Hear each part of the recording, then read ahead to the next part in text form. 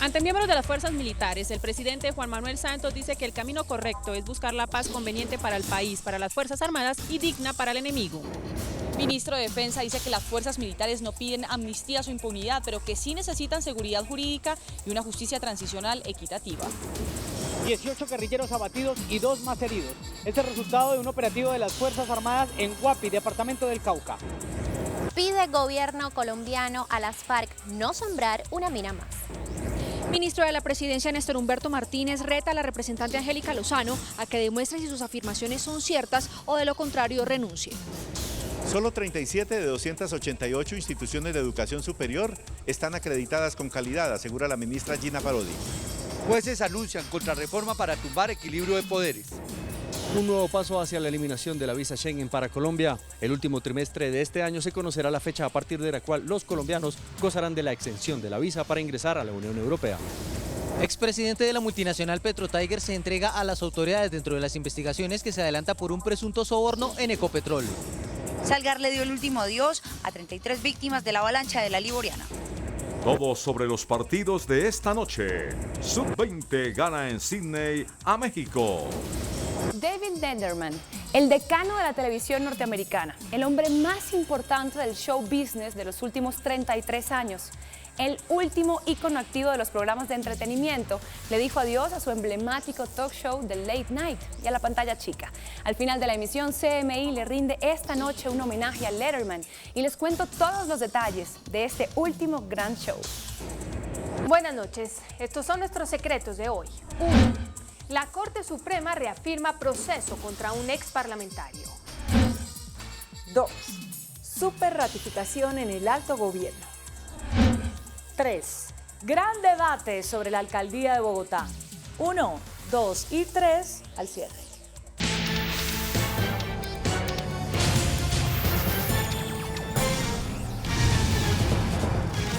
Buenas noches. El presidente Juan Manuel Santos, ante un numeroso grupo de miembros de la fuerza pública, aseguró que el camino correcto es buscar una paz conveniente para el país, para las Fuerzas Armadas y digna para el enemigo. Esta mañana, durante la Cátedra Colombia que dictó en el Teatro Patria ante miembros de las fuerzas militares, el presidente Juan Manuel Santos dijo que este es un proceso complejo y difícil, pero que puede cambiar la historia del país. Por eso les pidió perseverancia a todos los miembros. Pero ustedes son militares y policías de Colombia, ustedes han sido entrenados para afrontar esas decisiones difíciles, esos momentos difíciles y salir adelante. Yo estoy seguro que con la ayuda de ustedes y que ustedes en el fondo saben perfectamente que el camino correcto es el de buscar la paz.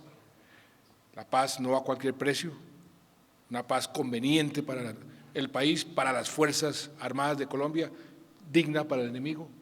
Ahí tenemos que perseverar. El presidente también aprovechó este escenario para despedir ante las fuerzas militares al ministro saliente Juan Carlos Pinzón. Le agradeció los resultados durante su tarea en estos casi 4 años. Estos resultados que podemos mostrarle al país son también sus resultados. El mandatario insistió ante las Fuerzas Armadas que seguirá perseverando en la búsqueda de la paz, con la compañía y apoyo de todos ellos, porque asegura que la paz es la victoria para el país. De otra parte, el ministro de Defensa Juan Carlos Pinzón aseguró que las fuerzas militares no piden impunidad de cara a la creación de una justicia transicional y advirtió que sí es necesario un modelo judicial equitativo con los uniformados. El ministro fue enfático en que un modelo justo no equipararía a las fuerzas militares con las FARC. Nadie está pidiendo excarcelación inmediata o algún tipo de amnistía. Lo que se quiere es un modelo de justicia transicional que, por supuesto, obligue a asumir unas responsabilidades penales, pero que terminen siendo unas penas y unas situaciones factibles y francamente en equidad. E insistió en la necesidad de que la fuerza pública se beneficie con el proyecto sobre fuero militar, pues necesita seguridad jurídica para combatir el crimen sin temor. Esta noche se reportó que 18 guerrilleros de las FARC resultaron abatidos durante una operación realizada en el departamento del Cauca. El primer reporte de las autoridades en la zona señala que el operativo se desarrolló en la vereda San Agustín del municipio de Guapi, en el Cauca, e iba dirigido contra el Frente 29 de las FARC, concretamente contra su segundo cabecilla, alias Javier. Se registraron 2 bombardeos por parte de la Fuerza Aérea en la zona, así como la llegada por tierra de hombres del ejército. Aunque hasta ahora se reportan 18 guerrilleros muertos, la cifra podría ser mayor. Entre los 2 heridos están un menor de edad que ya fue puesto a disposición de las autoridades de infancia y una mujer. Durante la operación, la Brigada contra el Narcotráfico también se incautó de una ametralladora, 15 fusiles, 7 pistolas y un radio de comunicaciones. El Frente 29 de las FARC fue el responsable del ataque en la isla de Gorgona en noviembre del año pasado. Desde La Habana, el jefe negociador del gobierno en los diálogos de paz, Humberto de la Calle, acompañado por el resto de la delegación oficial, exigió a las FARC no sembrar una mina más en Colombia. Informe de nuestra corresponsal en Cuba, Anisley Torres. Las delegaciones del gobierno de Colombia y de las FARC iniciaron hoy en La Habana el ciclo 37 de diálogos de paz. El jefe negociador Humberto de la Calle pidió a la insurgencia no sembrar una mina más, al tiempo que la guerrilla puso en blanco y negro los temas que considera claves para agilizar el proceso de entendimiento. En una alocución inusual y llena de simbolismo por el acto de remangarse el pantalón, De la Calle se solidarizó con la familia de la niña de 7 años fallecida ayer por el impacto de una mina antipersona en el departamento del Cauca. Llegó la hora de que las FARC asuman el compromiso de no sembrar una mina más, no una mina más. Es una paradoja que cuando comienza el programa piloto ocurra este hecho que conmueve a los colombianos y que merece la condena más vehemente. La insurgencia también hizo públicos los temas que, a su juicio, están pendientes en el diálogo: el análisis del informe de la Comisión Histórica del Conflicto y sus víctimas y la conformación de la Comisión de Esclarecimiento de la Verdad y No Repetición, entre otros. Sobre los recientes nombramientos realizados por el gobierno, entre ellos la designación del ex plenipotenciario de la mesa de diálogo Luis Carlos Villega como nuevo ministro de Defensa y la incorporación de la canciller María Ángela Holguín y del empresario Gonzalo Restrepo a la delegación negociadora de paz, las FARC dijeron que se pronunciarán próximamente. Desde La Habana, Cuba, Anisley Torres, CMI, La Noticia. El presidente del Centro Democrático, Oscar Iván Zuluaga, dijo que las FARC son las que deben pagar el desminado humanitario que acordaron con el gobierno. La posición del presidente del Centro Democrático es clara. Son las FARC las únicas responsables y a ellos hay que exigirles no solo que las desmonten, sino que paguen con el dinero del narcotráfico, el secuestro, la extorsión, su costo. Según Zuluaga, el desminado tendría un costo cercano a los $300 millones. Esas minas que han, entre muertos, mutilados y heridos, sacrificado a 12.000 colombianos en los últimos 10, 12 años. Las declaraciones se conocieron durante la presentación de la candidatura del exdirector del ICBF, Diego Molano, como cabeza de lista del Centro Democrático para el Consejo de Bogotá. El vicefiscal Jorge Fernando Perdomo anunció la designación de un funcionario de la Fiscalía que trabaja en un eventual sometimiento de las bandas criminales. La banda de los Úsuga o urabeños está buscando el mejor camino para finiquitar sus asuntos legales con la justicia colombiana. El fiscal general de la Nación ha nombrado un fiscal especializado para que precisamente se reúna con estos representantes, que así se llaman, representantes de estas personas, para explorar cuáles serían las condiciones de ese sometimiento. Es decir, sería un sometimiento por parte de estas organizaciones a la justicia. Ese sometimiento implicaría la entrega de estructuras armadas, colaboración para esclarecer delitos y desenmarañar las redes financieras de ese grupo criminal. El ministro de la República Popular China, Li Keqiang, de visita en Colombia, anunció la donación de $8 millones para el posconflicto en Colombia. Es la primera vez que un primer ministro de China visita Colombia y en su encuentro con el presidente Santos destacó que ojalá haya una paz integral lo más pronto posible en nuestro país y que China está activa para ayudar en el posconflicto. Quiero agradecerle la donación que nos está haciendo por $8 millones para proyectos que tienen que ver con el posconflicto. Esperamos ver la paz integral, la estabilidad y progresos sociales lo antes posible aquí en Colombia. También manifestó su solidaridad con las personas damnificadas en Salgar y ofreció ayuda en todo sentido para esta población. El ministro de la Presidencia, Néstor Humberto Martínez, retó a la representante Angélica Lozano a que demuestre si él hizo algún tipo de acuerdo con las altas cortes para beneficiarse, tal y como lo ha señalado la congresista. Las afirmaciones las hizo tras la aprobación en séptimo debate del proyecto de equilibrio de poderes. Tras 7 horas debatiendo la reforma de equilibrio de poderes, el ministro de la Presidencia, Néstor Humberto Martínez, le hizo una fuerte advertencia a la representante de la Alianza Verde, Angélica Lozano, quien en las últimas horas lo señaló de estar haciéndole favores a las altas cortes. El honor de los colombianos no se juega y con el de un servidor público tampoco. Y la invito, la reto, con base en la grabación de esta célula congresional, a que si eso no es cierto, sea usted la que presente renuncia de su cargo de representante a la Cámara en este Congreso de la República. Ante esto, la representante Lozano replicó y dijo que no se va a dejar intimidar. No nos vamos a arrodillar ni a asustar en el séptimo y octavo debate a devolvernos y darle la razón a los que quieren hundir esta reforma desde las altas cortes con un lobby altísimo. Mientras tanto, la reforma quedó aprobada en su séptimo debate. En total se aprobaron 25 artículos que venían de la ponencia y se presentaron 4 más que llegarán a la plenaria de la Cámara. Eliminación del Consejo Superior de la Judicatura y creación de la Comisión Nacional de Gobierno Judicial. El Consejo de Gobierno Judicial estará integrado por 9 miembros.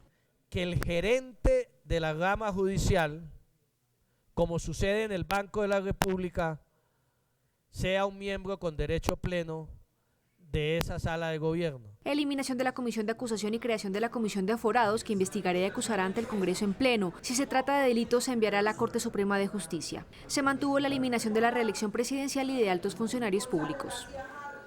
El ponente del proyecto de equilibrio de poderes, Hernán Penagos, invitó a los magistrados de las altas cortes y al fiscal general a una concertación para el debate final de la reforma.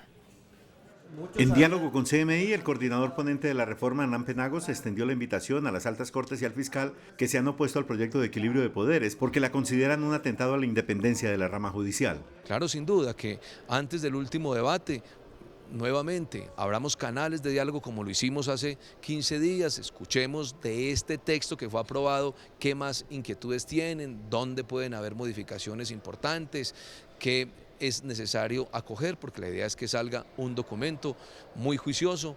El representante Penagos dijo que ya en el debate que concluyó hoy le aceptó varias propuestas a los magistrados y al fiscal general.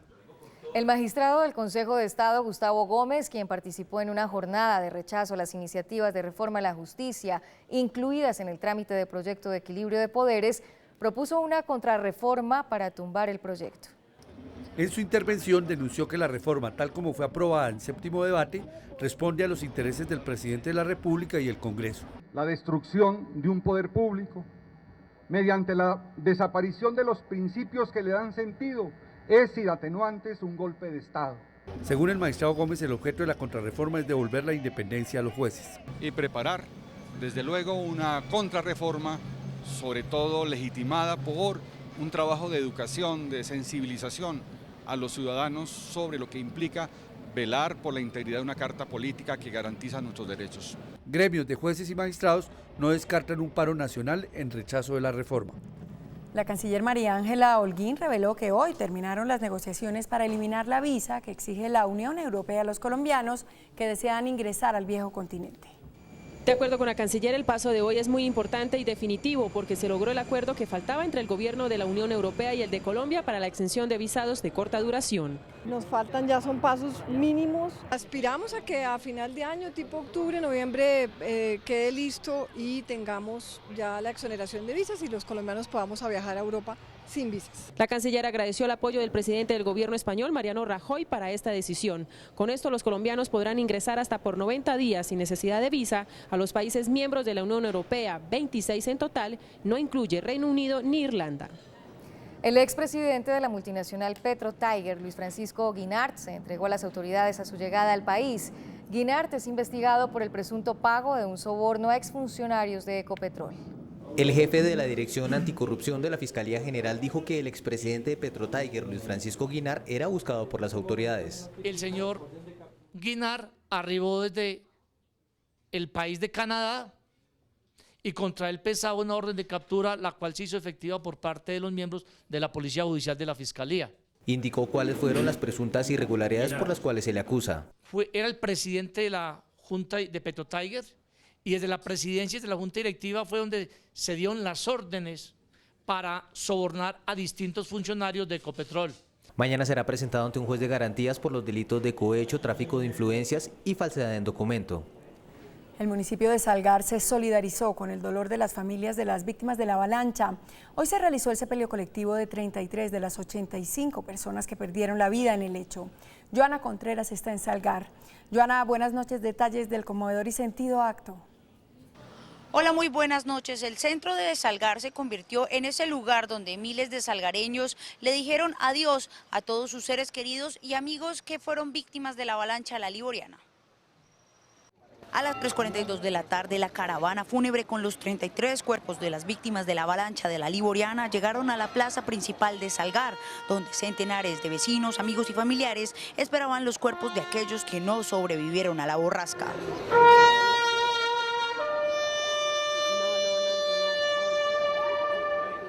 30 sacerdotes de corregimientos vecinos presidían una ceremonia llena de dolor y desconcierto, pues muchos no entendían cómo de repente la quebrada La Liboriana se les llevó sus seres queridos. No somos dueños de la tierra, sino cuidanderos. En la Eucaristía, el obispo de Jericó hizo saber el mensaje que el Papa Francisco envió a los salgareños. A procurar con caridad y espíritu de solidaridad cristiana la necesaria ayuda a cuantos han perdido sus hogares o sus bienes personales. Pasadas 2 horas en el cementerio, las autoridades custodiaban el lugar. Una a una fueron llegando las carrozas fúnebres. El desconsuelo se apoderaba de los familiares, mientras enterraban parte de lo que dejó la tragedia de La Liboriana. Con la cámara de Matías Álvarez desde Salgar, Antioquia, Joana Contreras, CMI, La Noticia. Joana, gracias. El director de Cambio Radical, Carlos Fernando Galán, renunció a su cargo en protesta por los avales que otorgó la colectividad a candidatos a las gobernaciones de La Guajira y Antioquia. El senador Carlos Fernando Galán renunció irrevocablemente a la dirección de Cambio Radical, reconociendo públicamente que no pudo triunfar en su propósito de derogar los avales que el secretario de su partido, Antonio Álvarez Lleras, otorgó a los cuestionados candidatos Oneida Pinto para la gobernación de La Guajira y Luis Pérez Gutiérrez para Antioquia. Hoy encuentro con sorpresa que otras instancias de dirección de este partido han tomado la decisión de prescindir de esos procedimientos de análisis y de debate frente a candidaturas cuestionadas. También el senador Galán dijo que tiene temores por avales para candidatos en las gobernaciones del Magdalena, Casanare, Córdoba y Cesar. La ministra Gina Parodi aseguró que solamente 37 instituciones de educación superior en Colombia tienen acreditación.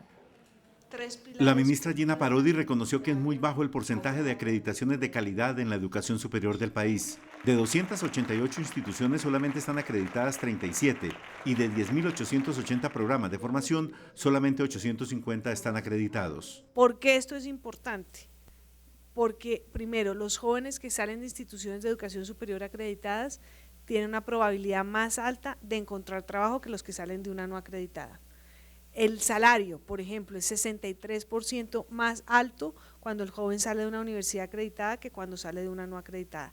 La ministra entregó la acreditación de alta calidad al Colegio de Estudios Superiores de Administración, CESA, y a la Universidad de Manizales. Un acalorado debate sobre seguridad se llevó a cabo hoy durante un foro realizado por el diario El Espectador con los candidatos a la alcaldía de Bogotá.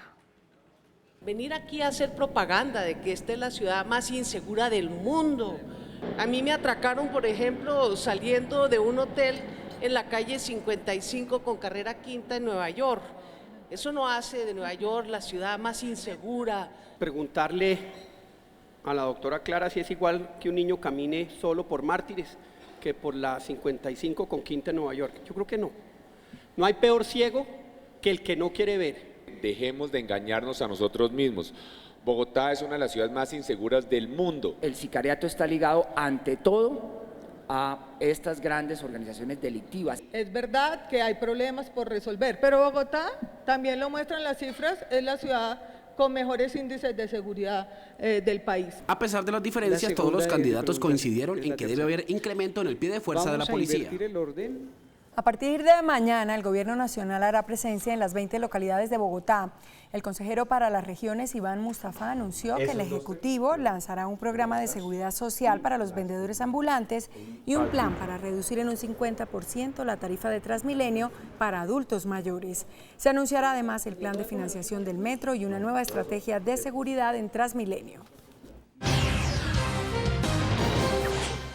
El presidente de la Agencia Nacional de Infraestructura, ANI, Luis Fernando Andrade, afirmó que ya se han adjudicado 10 proyectos de las vías de cuarta generación. El programa de concesiones de cuarta generación para vías de infraestructura se divide en etapas. La primera inició a mediados de 2014, donde ya se adjudicaron 10 proyectos en más de 1.100 kilómetros, con un estimado de inversión de 11 billones de pesos. Se destacan las autopistas Pacífico y los corredores de Girardot-Puerto Salgar y la perimetral de Cundinamarca. Ya adjudicamos los primeros 10 proyectos, eso se hizo el año pasado, ya se firmaron las actas de inicios. La segunda ola inició con la licitación de 9 proyectos, de los cuales ya se han recibido 5 iniciativas viales. Ya recibimos ofertas para los primeros 5, mañana recibimos ofertas para el sexto. Andrade señaló que la participación del sector privado garantiza parte de la financiación. Esa llave permite también que entren más recursos al sistema. Se fijó un límite de 5% de los activos. El programa de las 4G está estimado en un valor de los 50 billones de pesos. Las importaciones siguen cayendo, según el DANE. De acuerdo con la entidad, las compras externas del país cayeron en marzo 5,5%, al pasar de 4.900 millones de dólares en 2014 a 4.600 millones de dólares en 2015. La caída se registra en el grupo de combustibles y manufacturas. El índice de capitalización de la bolsa, que mide el comportamiento de las 20 principales acciones, cerró a la baja. El índice de capitalización de la Bolsa de Valores de Colombia bajó 0,50% a 1.356 puntos. La acción que más subió fue Canacol Energy, al valorizarse 4,15% a 6.280 pesos. La acción que más cayó fue Bancolombia, 2,40% a 26.020 pesos. La acción más transada de la jornada fue Ecopetrol, al movilizar más de 7.500 millones de pesos. El dólar cerró a la baja. Indicadores económicos del día. CMI. La tasa representativa del mercado que regirá para mañana viernes será de 2.489 pesos con 39 centavos. Los profesionales de cambio compran la divisa en 2.330 y la venden en 2.360 pesos. Un euro cuesta 2.760 pesos con 4 centavos. La libra de café en Nueva York se cotizó a $1 con 28 centavos. El azúcar se transó en 12,49 centavos de dólar la libra. El barril de petróleo WTI se cotizó en $60 con 74 centavos. Una acción de Ecopetrol cuesta 1.930 pesos. Y atención que el Junior violó el reglamento de extranjeros en el campo de juego y perderá el partido con Medellín en los escritorios. Ya volvemos. Después de comerciales, CMI le rinde homenaje al más grande ícono de los talk shows de la televisión norteamericana, David Letterman, quien anoche hizo su último programa.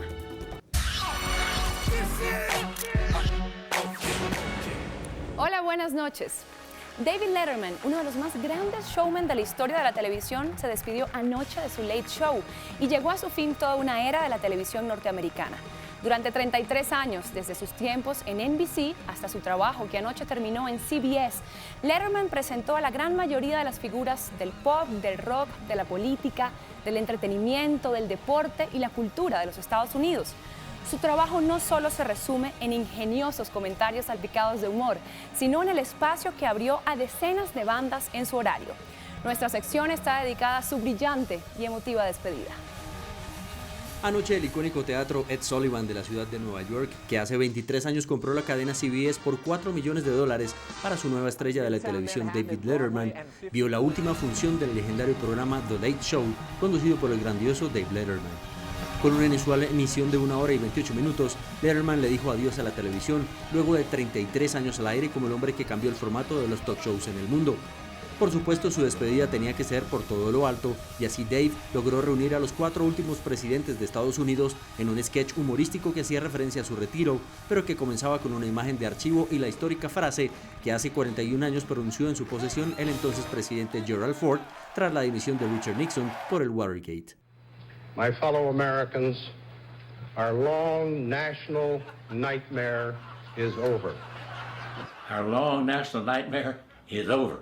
Our long national nightmare is over.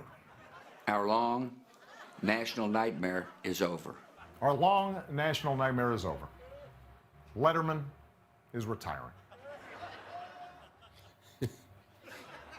You're just kidding, right?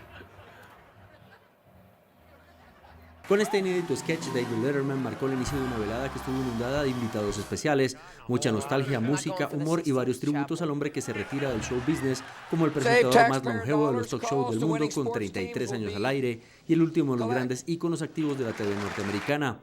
Su relevo, Stephen Colbert, creador de The Colbert Report, tomará la batuta del histórico Late Show a partir del 8 de septiembre próximo. Probando una cucharada de su propia medicina, David Letterman recibió mensajes de humor negro de parte de varias estrellas quienes por fin le dijeron todo aquello que siempre quisieron decirle. Un memorable top 10 de despedida. Antes de decir adiós, Letterman invitó a sus amigos al último top 10. Las celebridades, una por una, se atrevieron a decirle con un poco de humor sus verdades. El primero en saltar al escenario fue Alec Baldwin, quien al parecer justificó la cantidad de veces que fue invitado al programa. Of all the talk shows, yours is most geographically convenient to my home. Luego el presentador fue comparado con un dictador. Dave, did you know that you wear the same cologne as Muammar Gaddafi? Yes. Los comediantes también hicieron de las suyas. Your extensive plastic surgery was a necessity and a mistake.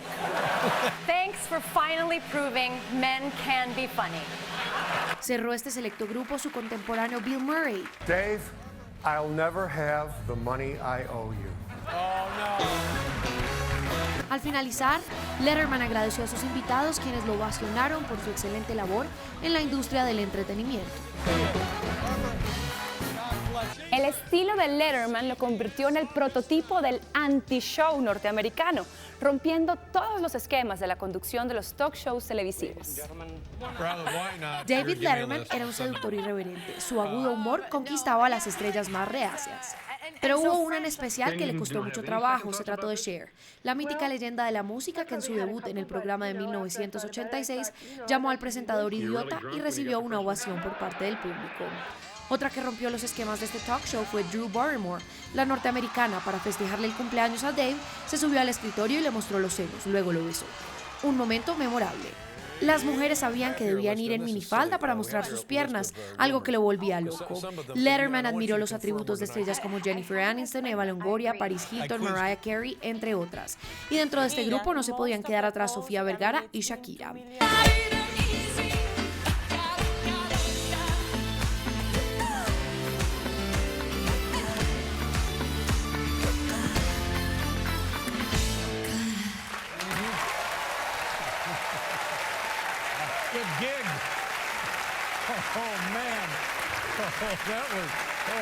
Amor y odio generaba este personaje que será recordado por ser el maestro de una generación. Dave pasó de ser un presentador del clima a convertirse en el hombre más influyente del show business norteamericana. Su audacia, sagacidad y capacidad de improvisación marcaron 33 años de fulgurante carrera. David Letterman inició su carrera como presentador del clima en su natal Indianápolis. Después fue escritor de comedias en programas pequeños como el show de variedades de Mary y The Starland Vocal Band Show. Pero su particular humor lo llevó a escribir chistes para el famoso The Tonight Show starring Johnny Carson. Y pronto, en 1978, estaría como un invitado esporádico en este show para NBC.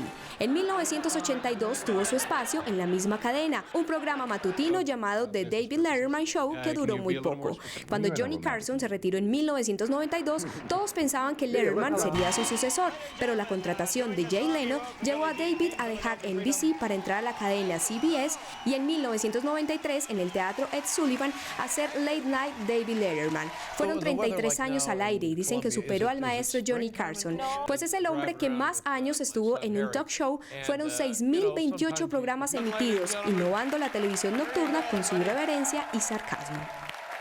Hasta aquí las noticias del entretenimiento esta noche dedicadas a despedir a un grande de la televisión, David Letterman. Que tengan una excelente noche. Nosotros nos vemos mañana. Chao. Después de la pausa, nuestros secretos de hoy. 1. La Corte Suprema reafirma proceso contra un ex parlamentario. 2. Superratificación en el alto gobierno. 3. Gran debate sobre la alcaldía de Bogotá. 1, 2 y 3 después de comerciales. Estos son nuestros secretos de hoy. 1. La Corte Suprema dijo que sigue vivo en ese tribunal el proceso por homicidio contra el excongresista José Aristides Andrade, quien se encuentra prófugo. La historia es así. Al excongresista Andrade se le acusa de buscar librarse del proceso por homicidio que adelanta ese alto tribunal.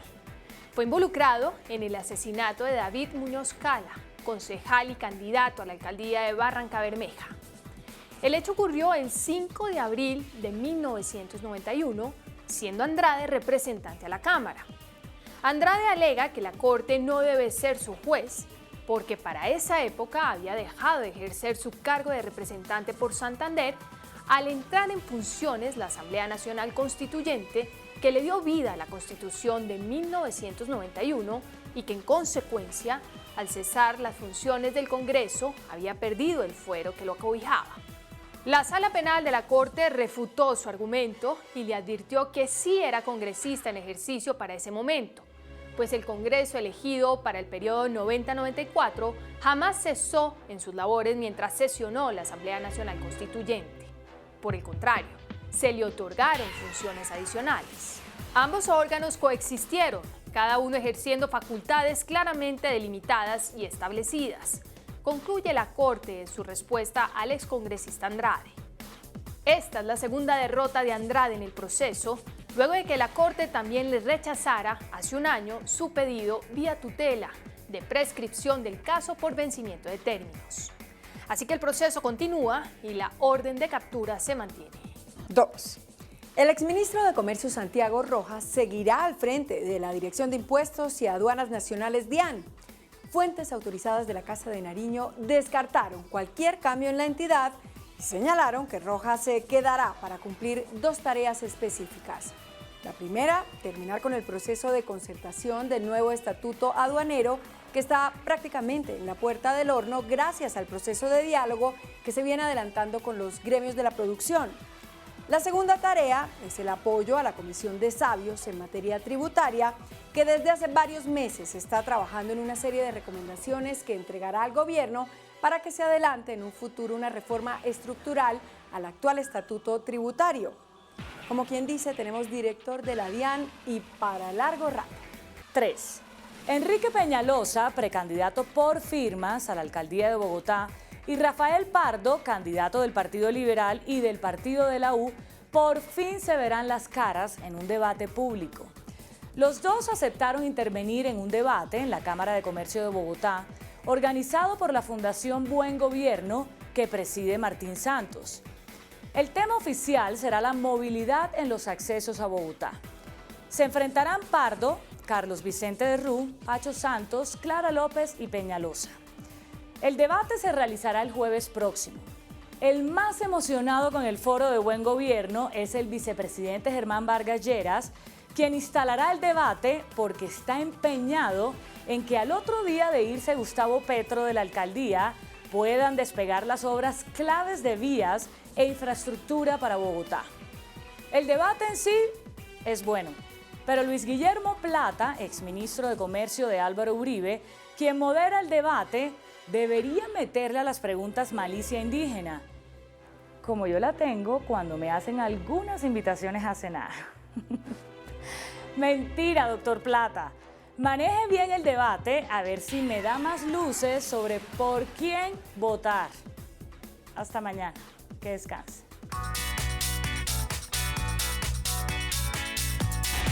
¿Qué imagen tiene usted del ICETEX? Muy buena, 50%. Buena, 10%. Regular, 16%. Mala, 24%.